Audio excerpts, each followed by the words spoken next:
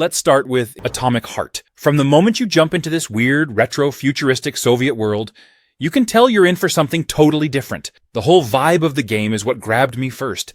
It's like if BioShock and Half-Life had this crazy alternate reality baby. The setting just pulls you in right away. Everything's all shiny and utopian on the surface, but you can feel this eerie tension creeping in. Like something's definitely not right here. The aesthetics? Absolutely stunning.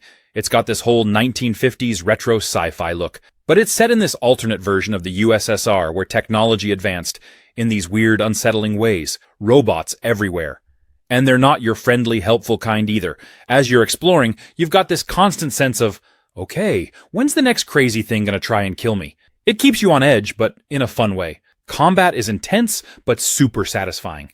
You've got all these cool weapons, and then you mix in these crazy powers you can use with your left hand. It's like you're blasting enemies with a shotgun in one hand while using telekinesis or freezing them with your other hand. The mix of gunplay and abilities just feels so smooth and fluid. And let me tell you, when you finally master the combo system, you feel like a total badass. The enemies are really something too. You've got these creepy humanoid robots with weird, unsettling movements, and then there are the more bizarre, out there designs that look like something out of a fever dream. Every encounter feels different because the enemies keep you on your toes. Next we have Quantum Break. It's one of those games that had such a cool concept. It was supposed to be this ambitious blend of a video game and a live-action TV show. Remedy Entertainment, who, by the way, also made Alan Wake and Control, really went for it with this one. But despite all the effort, it didn't quite land the way they hoped. Still, Quantum Break was way better than people gave it credit for. First, let's address the elephant in the room, the live-action TV show aspect. So, here's the deal. After every act in the game, you'd get a 20-minute episode of a show that followed the story from different perspectives. Some people thought that was super cool, while others just didn't. A lot of gamers felt like it broke the flow of the game. And, to be fair, not everyone wants to sit through 20 minutes of TV when they're in the mood to game. That decision alone turned off a lot of people. But if you were open to the idea, it was actually a pretty fresh take. The show wasn't bad either. It had some solid acting, including big names like Sean Ashmore and Aidan Gillen. The way your in-game choices impacted the show episodes was also a neat touch. It added this layer of interactivity that you don't see in most games. Now, when it came to the gameplay itself, Quantum Break absolutely nailed the time manipulation mechanics. You had all these cool powers, like freezing time, dodging bullets, and even creating time shields. It made combat feel fast, fluid, and just downright fun. There's nothing quite like freezing a group of enemies in place, unloading your weapon, and then watching the chaos unfold when time resumes. Next we have Indiana Jones and the Great Circle.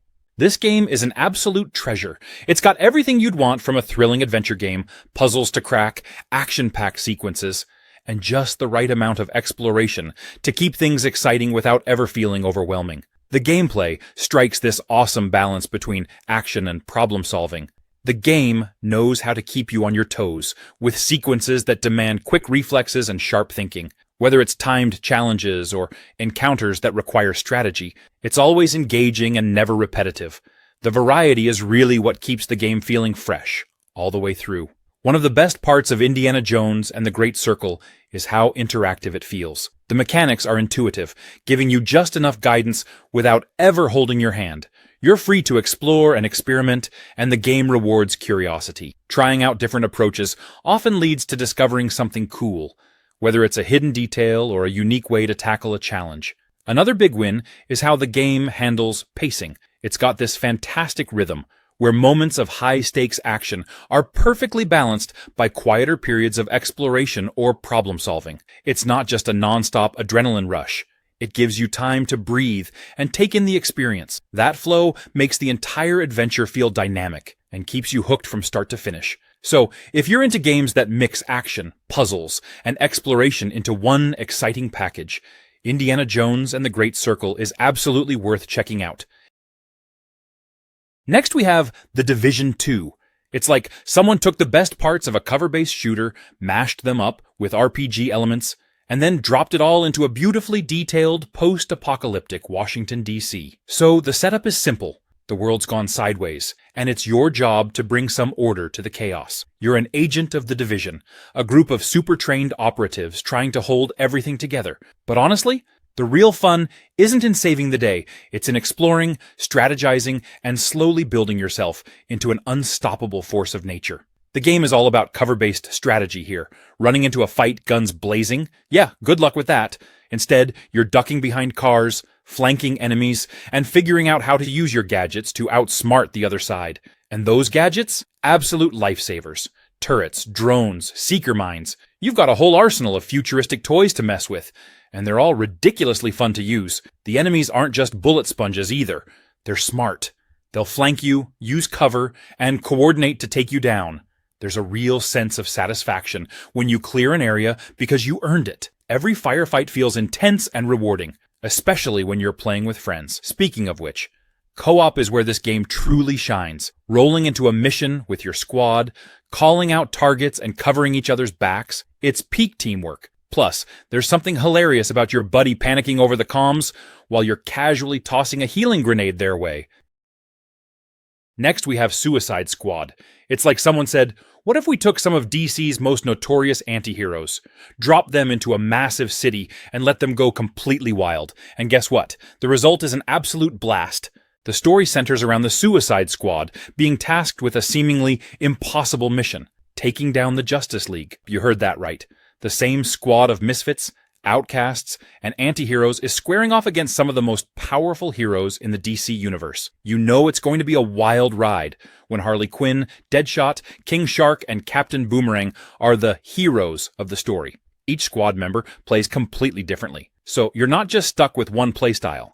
Harley Quinn brings her acrobatics and melee chaos. Deadshot is your go-to sharpshooter with precision-based gameplay. King Shark smashes through enemies with raw strength.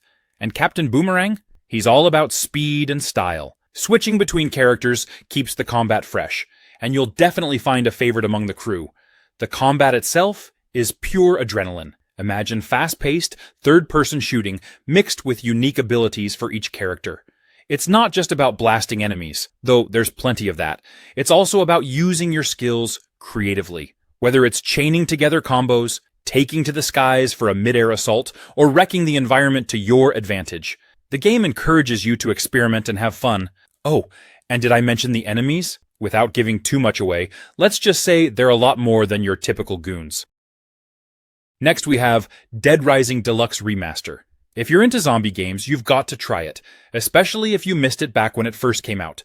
I remember playing the original Dead Rising and just getting sucked into the chaos. Now, with the remaster, everything looks cleaner, and it's a great excuse to dive back into that mall, slicing through hordes of zombies with the most ridiculous weapons. The first thing that hits you is how wild the game is. I mean, it's set in a mall. How perfect is that for a zombie apocalypse? You've got literally everything at your disposal to fight back. Want to smack zombies with a giant teddy bear? You can do that. Chainsaws, lawnmowers, guitars.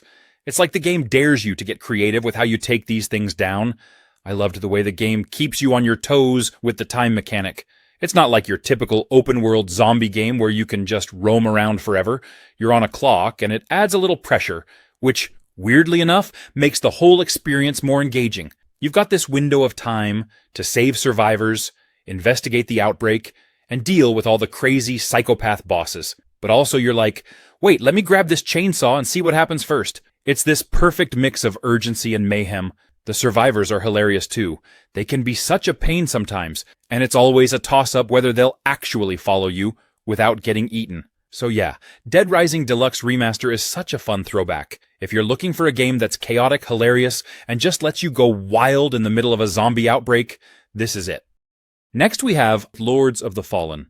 Now here's a game that has an interesting story, but not in the way you'd expect. Because I'm talking about the story of how the game itself has been received. Lords of the Fallen is one of those games that came out swinging with big ideas, tried some bold moves, and got, well, a lot of hate for it. And honestly, most of it feels a bit unfair. This game came out in the shadow of Dark Souls, and, I mean, it's tough to go toe-to-toe with that. People immediately compared it to From Software's Epic series, and, fair enough, Lords of the Fallen definitely wears its inspiration on its sleeve. It's got that dark fantasy look, tough-as-nails combat, and a focus on dodging, blocking, and timing your attacks. But here's the thing. Just because it shares a genre doesn't mean it's trying to be a Dark Souls clone. And this is where I think a lot of players missed the point. Where Lords of the Fallen shines is in its own take on the action RPG formula. It doesn't try to be as brutally difficult as Dark Souls. Instead, it aims for more accessibility, which is honestly a great thing. It makes this style of game way more approachable for players who might be new to the genre or just don't have the time to get good through dozens of hours of trial and error. Lords of the Fallen balances challenge with a little more leniency, which is refreshing. The combat itself is actually really satisfying. It's chunky and there's this real weight to every swing of your weapon. It doesn't have the razor-sharp precision of Dark Souls, but honestly, not everything has to. Next we have Persona 5 Royal. Imagine a mix of an anime-inspired high school life simulator, a classic RPG, and a supernatural heist adventure. And somehow, this game pulls it all off beautifully. What makes Persona 5 Royal special is its ability to balance two very different worlds. Your everyday life as a high school student, and your alter ego as a phantom thief. By day, you're living in Tokyo, going to school, hanging out with friends, working part-time jobs, and even studying. Yes, there are in-game quizzes, but by night, you're diving into these surreal, mind-bending dungeons called palaces to steal the twisted desires of villains and, save the world. Another thing that sets Persona 5 Royal apart is the combat. It's turn-based, but with a twist that makes every encounter feel dynamic. And you get to summon powerful creatures called personas to aid you in battle. It's flashy, fast, and incredibly satisfying when you manage to exploit enemy weaknesses and pull off a team combo. Plus, Royal adds even more personas and abilities to the mix, which just makes the whole thing even more engaging. And if you're wondering what makes Persona 5 Royal different from the original Persona 5, it's like getting an expanded director's cut. You get extra story content, new characters, an additional semester at school, and a brand new palace. These additions don't just feel like bonus content, but more like necessary pieces that deepen the story and characters even further. Next we have Watch Dogs Legion. This game really took the whole open-world hacking thing to another level. The first thing that hit me was the setting, London. And not just any version of London, but this near-future dystopian London where everything is under heavy surveillance, and the government is basically a dictatorship. The way they captured the city, though, it's spot on. From Big Ben to Camden Market, every corner of London feels alive, and it's just cool to explore this iconic city in a way you've never seen before. But the real hook for Legion? It's got to be that play-as-anyone system. Like, literally anyone you see walking down the street, you can recruit into your squad.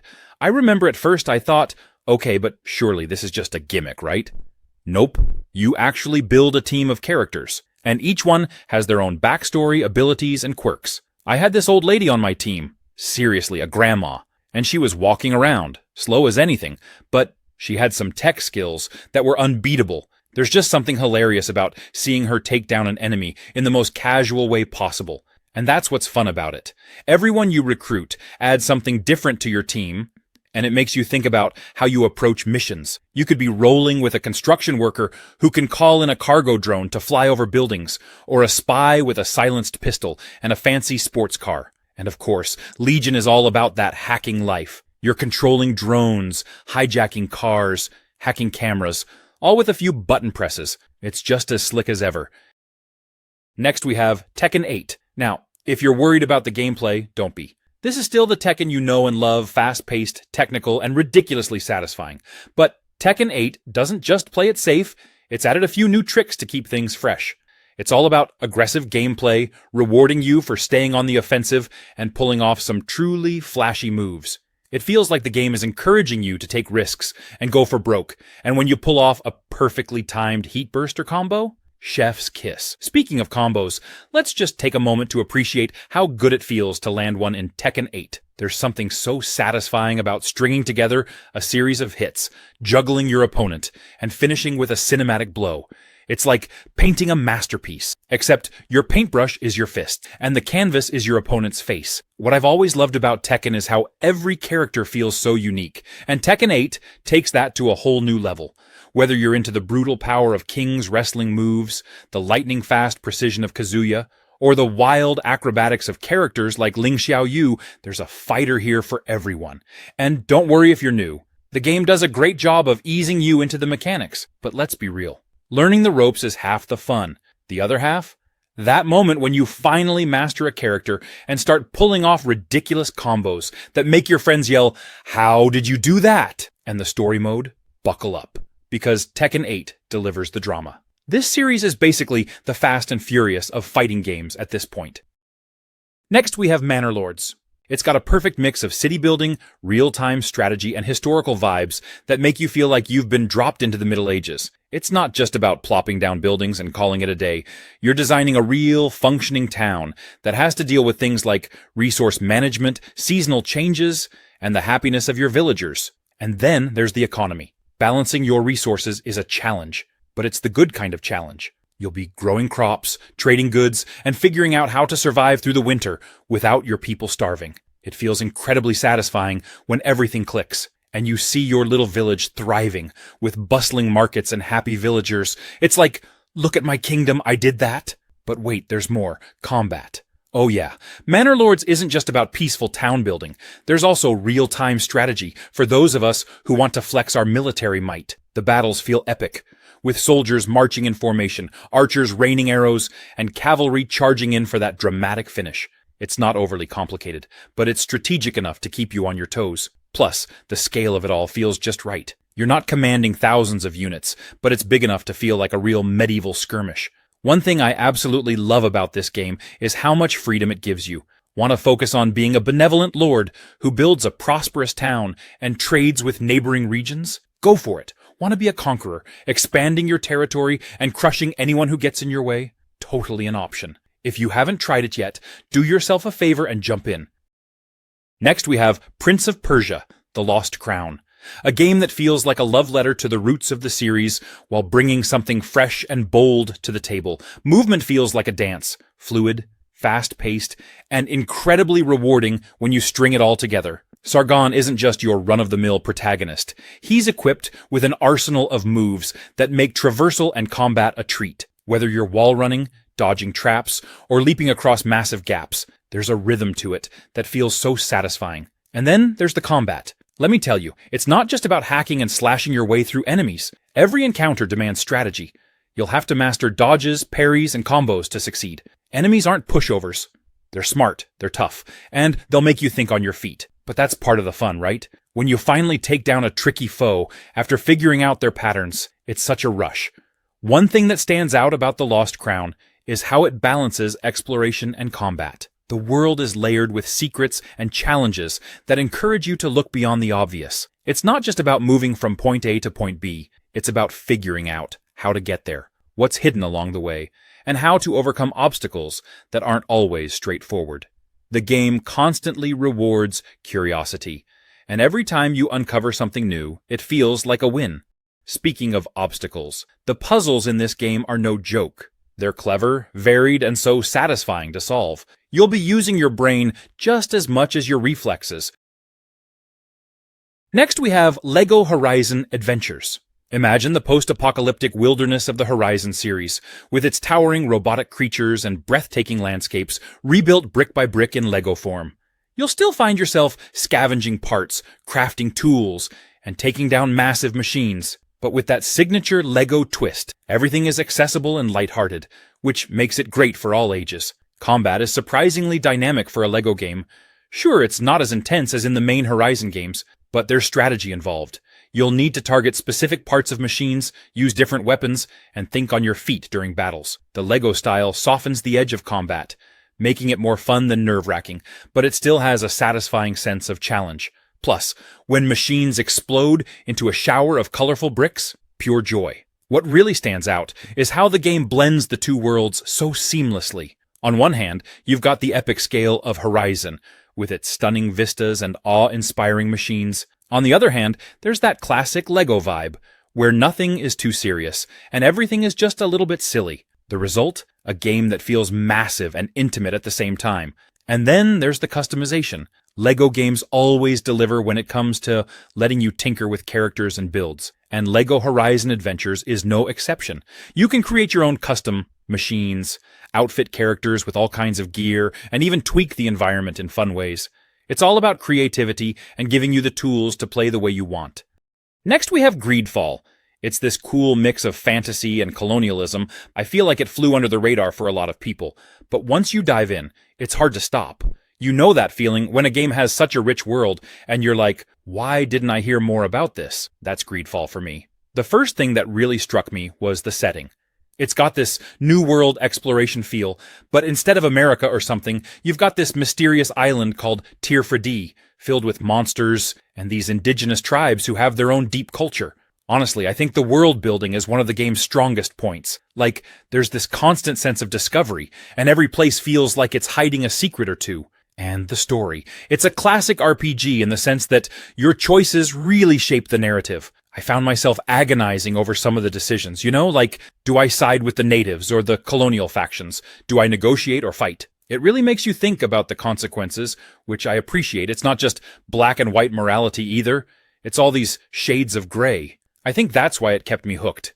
It's a game that rewards you for paying attention to details and thinking about your choices. The companions are super well done too. I love how they've got their own backstories and personal quests, and the interactions with them feel meaningful. I actually cared about what happened to them, which doesn't always happen in RPGs, So yeah, if you're into RPGs with a bit of a twist, Greedfall is definitely worth checking out. Next we have Control. I remember starting it and thinking, okay, this looks interesting, but it just keeps getting weirder in the best possible way. You play as Jesse Faden, who walks into this super secret government building called the Federal Bureau of Control, and from there, things get strange.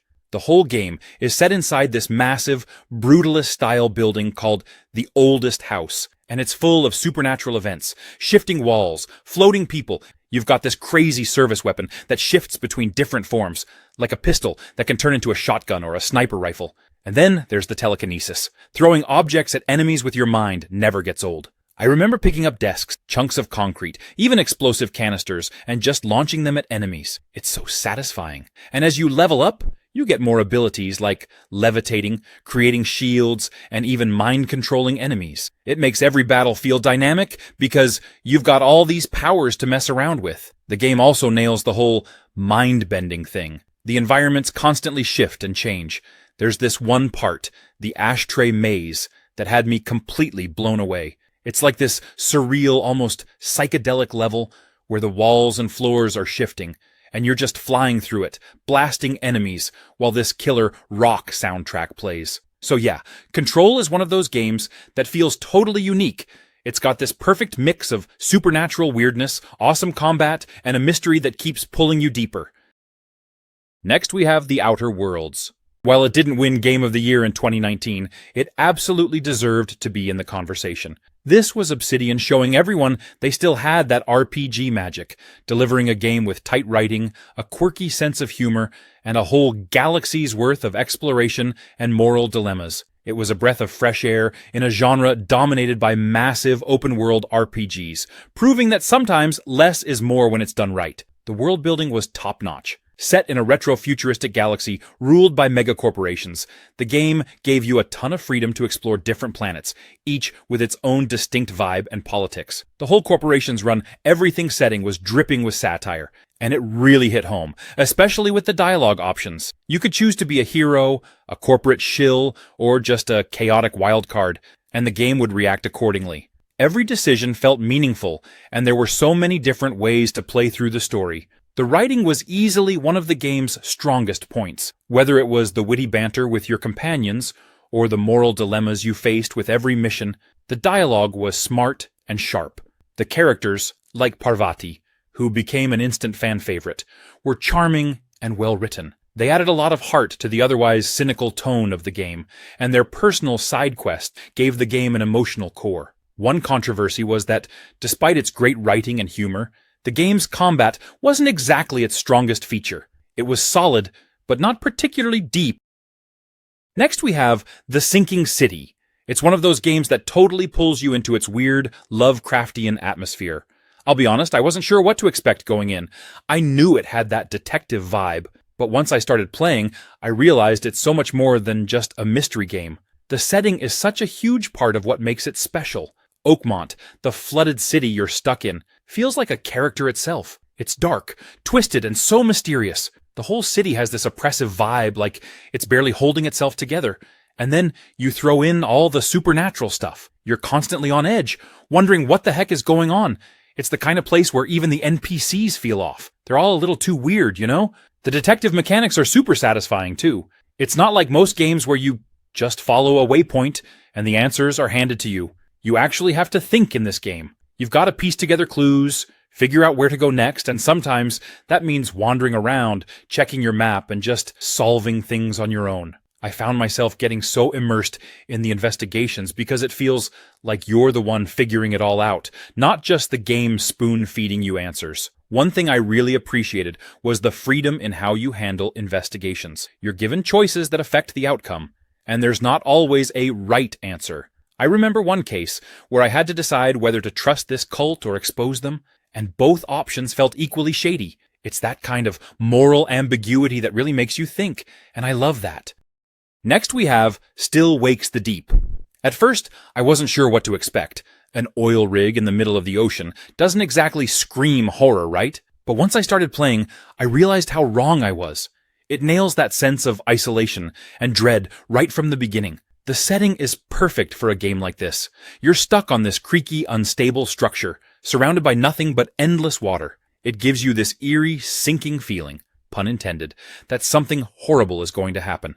The atmosphere is what really grabbed me. From the second you step onto that rig, you can feel the tension. Everything is dark and claustrophobic, with narrow hallways, low ceilings, and machinery clanking all around you. The sound of the ocean crashing against the metal walls is always there, adding this constant layer of anxiety. Every time I turned a corner, I half expected something to jump out. And while the game definitely delivers on scares, it's the psychological tension that kept me on edge. The whole premise is pretty cool too. You play as one of the workers on the rig, just a regular guy, and it makes the experience feel more grounded. You're not some action hero with a gun. You're just trying to survive and figure out what's happening. The game does an amazing job of slowly building up the mystery. You start hearing strange noises, seeing things out of the corner of your eye, and the rig itself feels like it's coming alive. It really gets in your head. The story is mysterious, and I loved uncovering the truth little by little. Next we have Dragon Age Inquisition. I still remember diving into its world for the first time, and just being blown away by the sheer scope of it. It's got everything you'd want from a fantasy game: epic battles, deep lore, complex characters, and of course, dragons. One of the coolest things about Inquisition is how it really gives you control over shaping the story. You play as the Inquisitor, this figure that rises up in the midst of chaos to bring peace to the world. But the choices you make, they have huge consequences. Every decision feels like it matters, whether it's deciding who to ally with or how to handle conflicts within your own party. It's classic BioWare, but on an even bigger scale. Combat is another thing that stands out. It's got that tactical depth where you can pause the action and plan out your moves, but if you want a more hands-on approach, you can just dive right in with real-time combat. It's a good mix, and it keeps things fresh, whether you prefer strategy or action. Plus, the variety of classes and abilities you can choose from is just awesome. You can be a rogue sneaking around with dual daggers or a mage casting massive spells. It really lets you tailor the combat to your playstyle. And let's not forget the story. The stakes are high from the get-go, with this massive tear in the sky called The Breach, spewing demons into the world. You're tasked with leading the Inquisition to close it, but there's so much more going on politically and socially. The romance options are another fan favorite, of course. BioWare really knows how to craft compelling relationships, and Inquisition is no exception. Next we have Vampire. It's one of those titles where you go in expecting a typical vampire action game, but it turns out to be so much deeper than that. It's got this dark, moody atmosphere that just pulls you in right from the start. You play as Dr. Jonathan Reed, this dude who's a respected doctor, but also just became a vampire. So, right off the bat, you're hit with this major moral conflict. He's a healer, but now he's cursed with this bloodlust. It's such a cool dynamic because you're constantly torn between doing what's right and giving in to your vampire instincts. I don't know about you, but I loved the tension that creates in the gameplay. Every time you meet someone, you're like, do I help them or do I eat them? That's one of the most interesting parts of the game, the choice to feed or not. The more you feed on people, the stronger you get. but it comes with some serious consequences. The game doesn't just let you be a monster without repercussions. If you kill too many civilians, whole districts can fall into chaos, and you end up ruining your own world. But then again, if you don't feed, you're weaker, and the game becomes more challenging. I remember thinking, man, do I really want to sacrifice this person for a quick power boost? It really makes you consider every move. The combat is actually pretty fun too. It's got that hack and slash feel, but with some cool vampire powers thrown in. It's got that perfect mix of action, storytelling, and moral dilemmas that keep you hooked. Plus, who doesn't want to live out their vampire fantasy, right?